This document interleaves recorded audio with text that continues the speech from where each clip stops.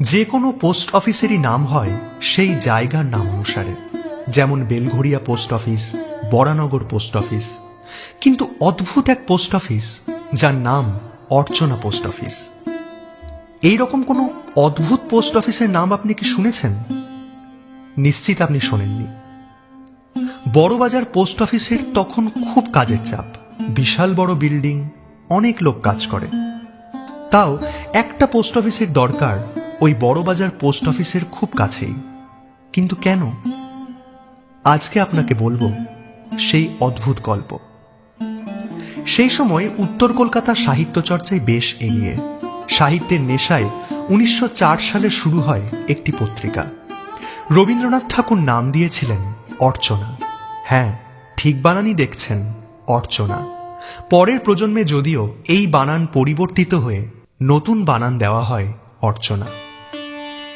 এই পত্রিকার প্রথম সম্পাদক ছিলেন জ্ঞানেন্দ্রনাথ মুখোপাধ্যায়।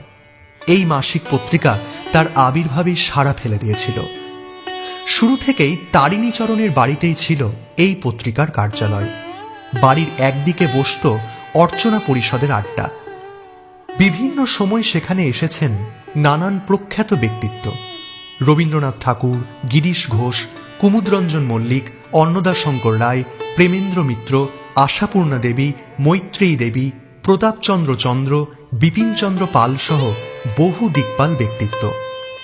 প্রথমে বাইরে ছাপা হলেও 1948 সালে প্রায় 2200 টাকা খরচে যন্ত্র কিনে নিজেদের বাড়িতেই শুরু হয় অর্চনা প্রিন্টিং ওয়ার্কস অ্যান্ড পাবলিশার্স। তখন অবশ্য সেই পত্রিকার বার্ষিক গ্রাহক মূল্য ছিল সেই বাজারে 1 টাকা 25 পয়সা। টাটা স্টিল, বামার লরি, বসন্ত মালতী, জিসি লাহার বিজ্ঞাপন বুঝিয়ে দেয় সেই পত্রিকা সেই সময় কতখানি জনপ্রিয় ছিল। শোনা যায় সর্বোচ্চ 75,000 কপিও নাকি ছাপা হয়েছিল। সারা রাজ্যে ছড়িয়ে পড়েছিল ওই পত্রিকার গ্রাহক। আর এজন্য একমাত্র ভরসা ছিল ডাক যোগাযোগ, আর বাদ সাধল সেখানেই।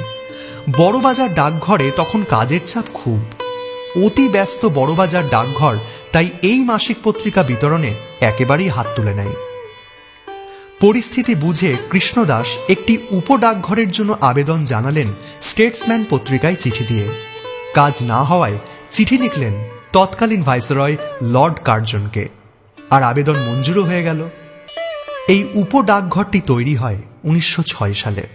আর এই পোস্ট অফিসে তখন শুধুই অর্চনা পত্রিকা লোকের কাছে পৌঁছে দিত।